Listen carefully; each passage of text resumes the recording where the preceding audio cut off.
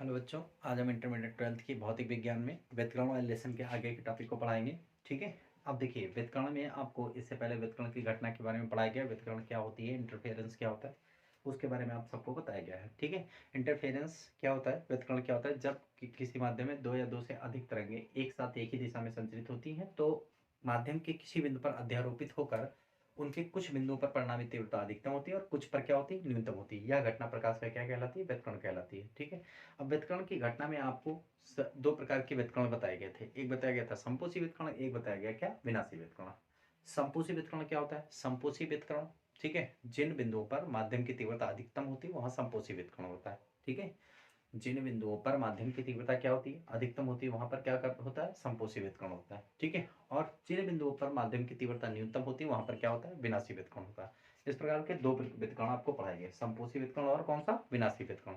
तो संपोषी व्युत्क्रमण और विनाशी व्युत्क्रमण जो पढ़ाया गया था उसकी आपको शर्तें भी बताई गई थी। संपोषी व्युत्क्रमण कब होता है, विनाशी व्युत्क्रमण कब होता है, इन सब की शर्तों के बारे में उल्लेख आपको पिछले लेक्चर में मिलेगा। ठीक है। जिनको जिनको नहीं याद है, जिन्होंने नहीं देखा, वो पिछले लेक्चर में आप देख सकते हैं। ठीक है। पिछले लेक्चर में आपको ये सारी चीज़ें मिलेंगी और ये इंपॉर्टेंट है, जब तक ये नहीं याद होगा आगे के टॉपिक को समझ में नहीं आएगा। ठीक है।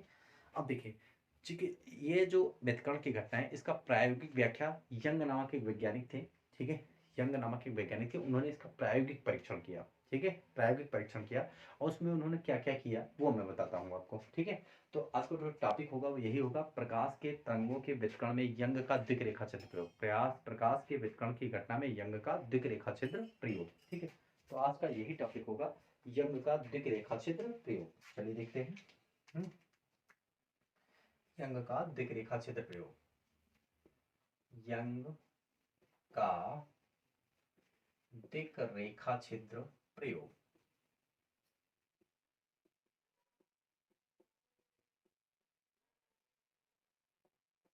यंग का द्विरेखा चित्र प्रयोग। चलिए स्टार्ट करते हैं। देखो, यंग का द्विरेखा चित्र अगर प्रयोग आपको स्टार्ट करना है तो यंग का द्विरेखा चित्र प्रयोग क्या था। तो कोई यंग ने जो पहले हम अपैरेटस की बात करते हैं, जो उन्होंने यूज किया, मतलब जिस सिस्टम को, जिस निकाय को जिस तरीके से यूज किया, उस हम उपकरण की बात कर रहे हैं। ठीक है। इस उपकरण में कुछ नहीं, एक मोनोक्रोमेटिक सोर्स ऑफ लाइट था, एस। यहाँ पर देखो एस था, यह था आपका मोनोक्रोमेटिक एक वर्णीय प्रकाश स्रोत। ठीक है। Monochromatic source of light, source of light. ठीक। यहां से देखो, ऐसे तरंगे चली, ऐसे। ठीक। यहां पर एक डाल दिया उत्तल लेंस। क्या डाल दिया, उत्तल लेंस। देखो, उत्तल लेंस का काम सिर्फ इतना था कि जिससे आप जो है समतल तरंगाग्र प्राप्त कर सके। ठीक है। क्या प्राप्त कर सके, समतल तरंगाग्र। ठीक है। चलिए देखिए, ये आपका उत्तल लेंस ऐसा लगा दिया। अब यहां से निकली समतल तरंगाग्र ऐसे, ये समतल तरंगाग्र हो गई आपकी। ठीक है। ये आपकी समतल तरंगाग्र ऐसे निकली। ठीक। ऐसे बहुत सारी समतल तरंगाग्र ऐसे निकली। अब देखो, यहाँ पर एक द्विरेखा छिद्र प्रयोग का मतलब, यहाँ पर एक कार्डबोर्ड ले लिया। ठीक है। एक मतलब द्विरेखा छिद्र बना दिया। अब ये द्विरेखा छिद्र कैसे बनता है वो मैं बताता हूँ अभी आपको। ठीक है। देखिए, उन्होंने क्या किया, एक मतलब एक स्लाइड ले ली, मतलब जो कांच होती है, कांच की स्लाइड ले ली और उसको पूरा पेंट कर दिया। ठीक है। कांच की पतली पट्टी, जिसमें बायोलॉजी वाला प्रैक्टिकल जो होता है, स्लाइड जिसको बोलते हैं। ठीक है। कांच की पतली पट्टी ली और उसको पूरा पूरा क्या किया, पेंट कर दिया। जब पूरा पूरा पेंट कर दिया ब्लैक कलर से, उसके बाद उन्होंने निडल लिया, निडल से पतली सी समांतर दो रेखाएं खींच दी। ठीक है। पतली समांतर समांतर दो रेखाएं खींच दी। ठीक है। तो इसी को कहते हैं झिर्री। क्या कहते हैं, इसका नाम झिर्री, मतलब पतली, बहुत बारीक। ठीक है। और काफी कम दूरी पर। ठीक है।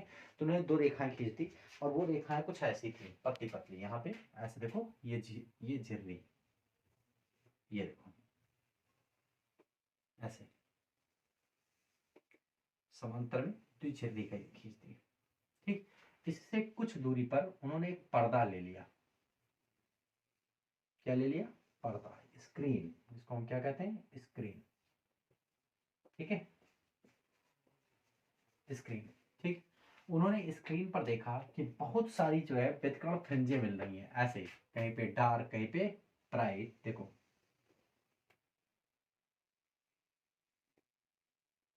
देखो ऐसे ऐसे मोटा कर देंगे थोड़ा सा, ऐसे।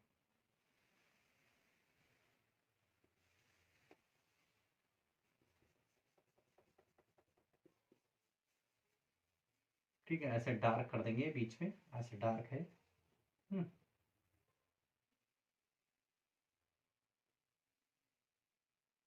ऐसे। ठीक है, ऐसे।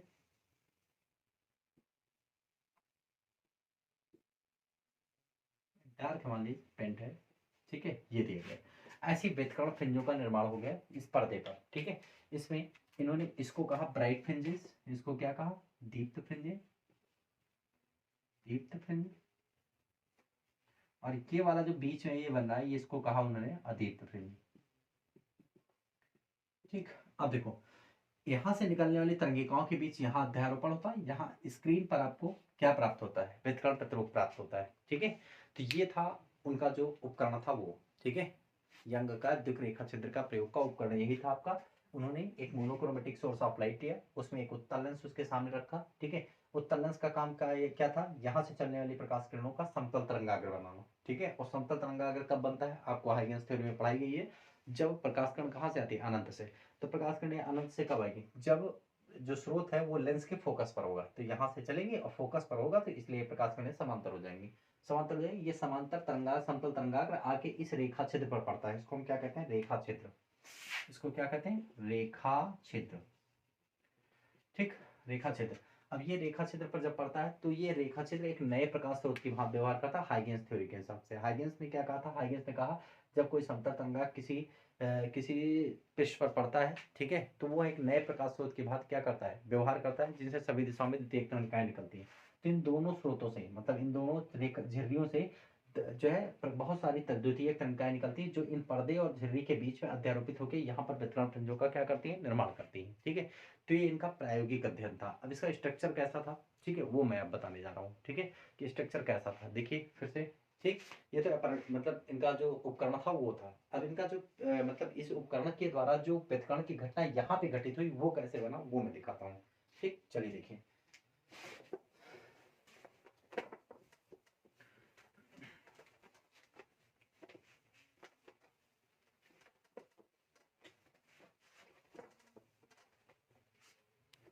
चलिए देखिए, व्यतिकरण की घटना में उन्होंने, मैंने कहा कि एक मोनोक्रोमेटिक सोर्स ऑफ लाइट लिया, यहाँ पर एस। अब देखो, यहाँ से एस लिया, तो यहाँ पर उन्होंने एक इसको ले लिया, इसको कहते हैं, हमने कह लिया पी और क्या, क्यू। ये इसका सेंट्रल पार्ट है, ऐसे बीच में इसे खींच देंगे। ठीक है, ये क्या है, इसका सेंट्रल पार्ट है। अब देखो, एस से समान दूरी पर, यह प्रकाश स्रोत है एस, इससे समान दूरी पर दो रेखा छिद्र कौन कौन से लिए, S1 और कौन सा, S2, पीछे ले लेते हैं, S1 और क्या लिया, S2। ठीक, अब देखो, ये दो रेखा छिद्र छोटे छोटे, बहुत छोटे छोटे हैं, बहुत पास पास हैं, समान दूरी पर है। ठीक है, अब देखो होता क्या है, यहाँ से जैसे मान लो ये तरंगिका चल रही है ना, मान लो मैंने मेरे पास दो कलर के मार्कर हैं। ठीक है, नीला और रेड, तो मैं यहाँ पे लिख देता हूँ। रेड जो है वो सरंग को प्रदर्शित करता है, किसको प्रदर्शित करता है, सरंग को। ठीक है, और जो ब्लू होगा वो प्रदर्शित करेगा आपको गर्त को। ठीक है, ठीक है, इसको कहते हैं क्रिस्ट, और इसको कहते हैं ट्रफ। ये हो गया आपका। तो यहाँ पर जो मैंने, देखिए ये हटा दे, इसको रेड लाइन से खींच लिया, ये तरंगिका, ये वाली हटा देते हैं, इसको ब्लू से खींच लेते हैं। ठीक है, तो देखो ये वाली हो गई आपकी ब्लू से, सरंग गर्त। ठीक है, ये ऐसे ऐसे करके चली तरंगिकाएं। ठीक है, स्रोत से तरंगिकाएं ऐसे करके चली, सरंग गर्त करके, सरंग गर्त करके ऐसे चली। ठीक, अब देखो तरंगिका सरंग का मतलब क्या होता है ये समझो। ठीक, एक और जो अधिकतम विस्थापन होता है ये कहलाता है आपका सरंग, आपको फर्स्ट ईयर में पढ़ाया गया, और ये वाला कहलाता है कर्त। ठीक है, ये जनरल नॉलेज है आपका। ठीक, अब देखो ये तरंगिकाएं यहाँ से चली एक सरंग गर्त के रूप में, और S1 और S2 पर समान कला में पहुंचती है। S1 और S2 पर समान कला में पहुंचती है, क्यों समान कला में पहुंचती है, क्योंकि S से S1 और S से S2 की दूरी क्या है, बराबर। तो मतलब अगर S1 पर सरंग पहुंचेगी तो यहाँ पर सरंग पहुंचेगी, अगर S1 पर गर्त पहुंचेगी तो यहाँ पर S2 पर गर्त पहुंचेगी। ठीक है, तो देखिए जब एस एक वर्णीय प्रकाश स्रोत है, ठीक है, लिखेंगे क्या, माना एस एक वर्णीय स्रोत है, ठीक है, जिससे समान दूरी पर दो रेखा चित्र S1 और S2 है, ठीक है। तो S1 से चलने वाला प्रकाश या तरंगिकाएं जो है वो समान कला में S1 व S2 पर क्या करती हैं, पहुंचती हैं, ठीक है। हाइगेंस की द्वितीयक सिद्धांत के अनुसार, हाइगेंस की द्वितीयक तरंगिका सिद्धांत के अनुसार प्रत्येक प्रकाश स्रोत एक नए स्रोत की भांति क्या करता है, व्यवहार करता है। मतलब S1 व S2 एक नए प्रकाश स्रोत की भांति व्यवहार करेगा, जिनसे सभी दिशाओं में द्वितीयक तरंगिकाएं आगे की ओर निकलती हैं, ठीक है। तो सभी दिशाओं में आगे की ओर द्वितीयक तरंगिकाएं निकलती हैं। तो देखो यहाँ से मैंने कहा था कि समान कला में मान लो सुरंग निकली यहाँ से पहले, इधर से भी उसी चाप से सुरंग। अब इसको बनाना कैसे है ये भी समझिए। प्रकार में आप जो है एक पेंसिल लगाइए, ठीक है। अब देखो पटरी से नाप लीजिए, पहले एस लीजिए, एस के बीचों बीच से एक लाइन खींचिए, ठीक है। और उसके बाद यहाँ से बीच से जितनी दूरी पर S1 हो उतनी ही दूरी पर S2 ले लो, ठीक है। और S से S1 नाप लीजिए कि S से S1 और S से S2 की दूरी क्या हो, बराबर हो, ठीक है। अब देखो एक छोटा सा चाप लीजिए प्रकार में, यहाँ पे रखिए, इधर मारिए, उसी चाप से यहाँ पर मारिए, फिर हल्का सा चाप बढ़ा लीजिए, उठा के रखिए, यहाँ पे मारिए, ठीक है। हल्का सा चाप बढ़ाएंगे तो अब देखो अगला मान लीजिए ऐसे, ठीक है, दूसरे कलर के पेन से, तो ये ऐसे, ठीक है, ये ब्लैक है, ठीक है, ब्लू वाला है, देखिए चलिए आगे। एक सेकेंड।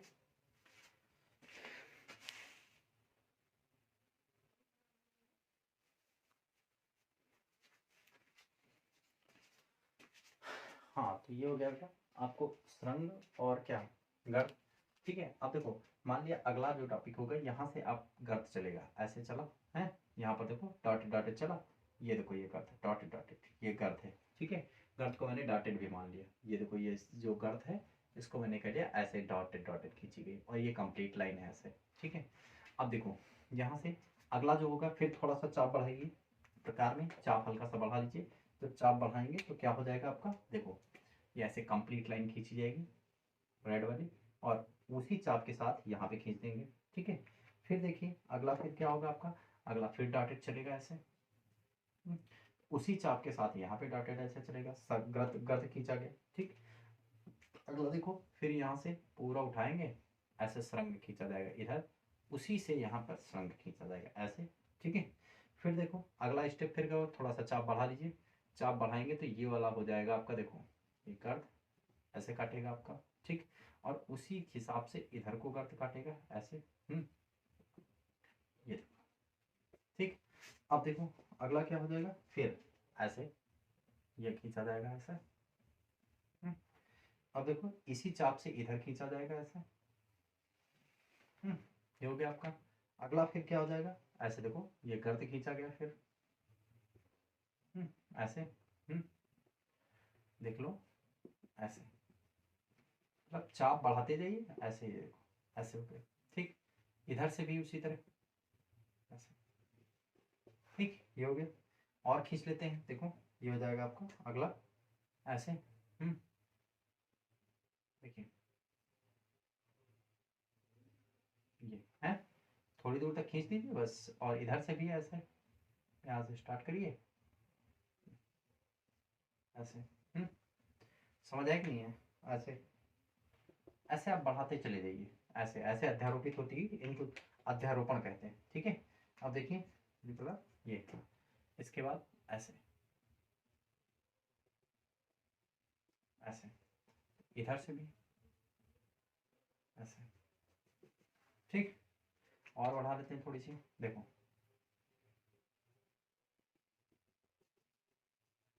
नहीं ये तो कंप्लीट हो गया ना, ऐसे है ना। अगला देखो ये वाला हो जाएगा, अभी अभी इधर से भी खींचना है रेड वाला, है ना। ये देखो ऐसे खींचेंगे, यहाँ पे काटा और ऐसे हो गया, ठीक।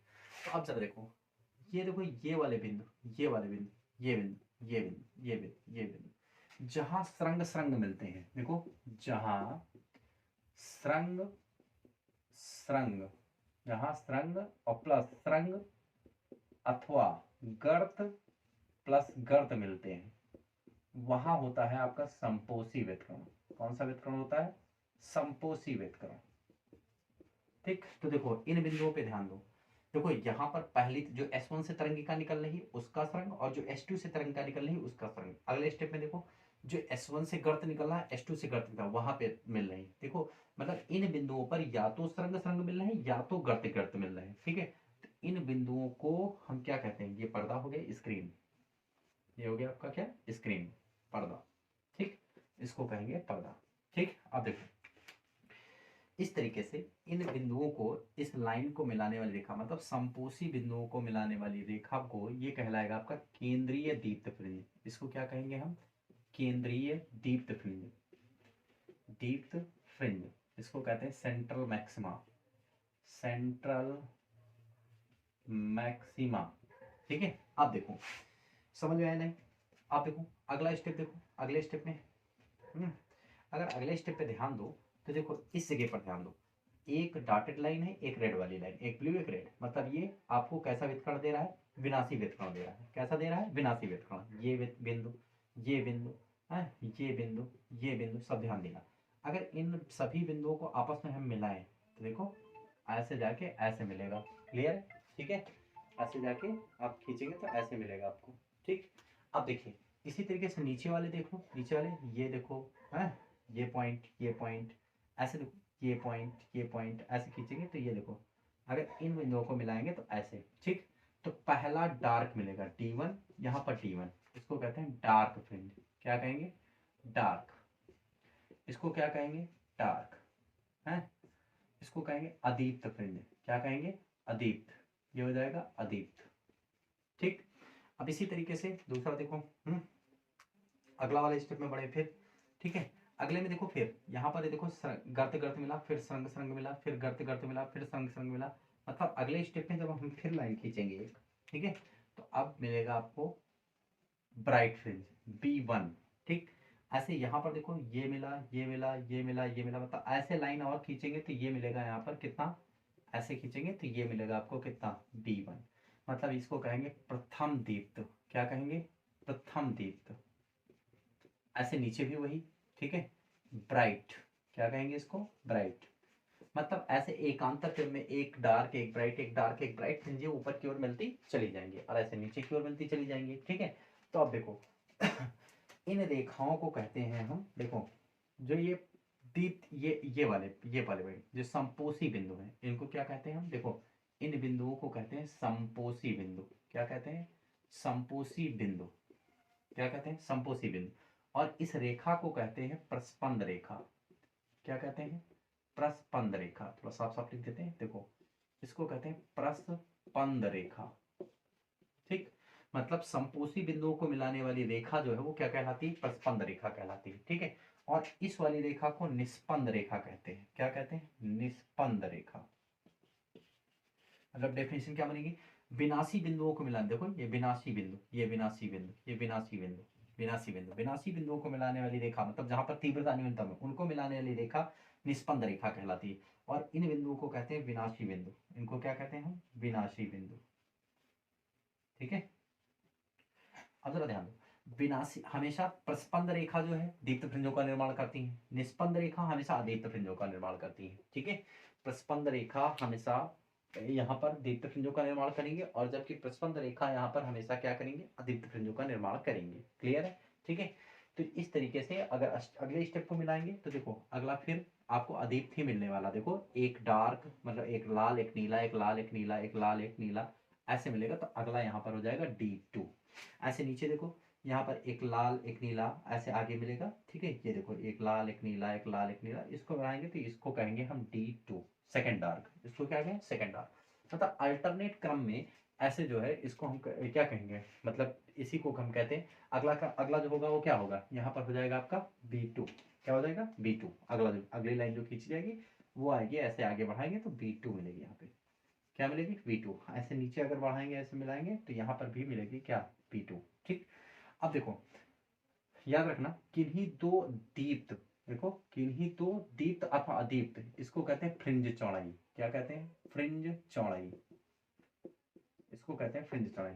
तो किन्हीं तो दीप्त अथवा अदीप्त फ्रिंजों के बीच की दूरी को फ्रिंज चौड़ाई कहते हैं। देखो D1 से D2 की दूरी या B1 से B2 की दूरी, ये भी W कहलाएगी, B1 से B2। तो किन्हीं दो दीप्त अथवा दीप्त फ्रिंजों के बीच की दूरी को हम क्या कहते हैं? फ्रिंज चौड़ाई कहते हैं। समझ में आया? ठीक है, किन्हीं दो दीप्त अथवा दीप्त फ्रिंजों के बीच की दूरी को क्या कहते हैं? फ्रिंज चौड़ाई कहते हैं। ठीक है, तो इस तरीके से देखो, केंद्रीय दीप्त फ्रिंज ये वाली बन गई सेंट्रल मैक्सिमा। ठीक है, और ये जो इन बिंदुओं को संपोषी बिंदु कहते हैं। जहां दो तरंगिकाओं का सुरंग अथवा गर्त मिलता है वहां पर संपोषी वितरण होता है और उनको संपोषी बिंदु कहते हैं। ठीक है, और जहां पर एक तरंग का सुरंग दूसरे के गर्त से मिलता है तो वहां पर विनाशी वितरण होता है और वह बिंदु विनाशी बिंदु कहलाते हैं। वो रेखा आपको निष्पन्द रेखा कहलाती है। देखो कौन सी रेखा? निष्पन्द रेखा, ब्लू वाली निष्पन्द रेखा। और निष्पन्द रेखा पर्दे पर हमेशा डार्क फ्रिंजें बनाती हैं। ठीक है, और जो प्रस्पंद रेखा हमेशा पर्दे पर कैसी बनाती है? ब्राइट फ्रिंजेस बनाती हैं। ठीक, तो ये था यंग का द्विक रेखा छिद्र प्रयोग का प्रायोगिक अध्ययन। ठीक है, कभी कभी पूछा गया है, रेगुलरली नहीं लेकिन कभी कभी पूछा गया है। इसकी थ्योरी ये थोड़ी सी है, फिगर बनाना पड़ेगा। यही फिगर इंपॉर्टेंट इसका, इसके पहले वाला नहीं भी बनाएंगे तो कम चलेगा, लेकिन ये फिगर इसका इंपॉर्टेंट है। ठीक है, ये आपका मोनोक्रोमेटिक सोर्स ऑफ लाइट होता है, ये भी याद रखना। Monochromatic chromatic source of light.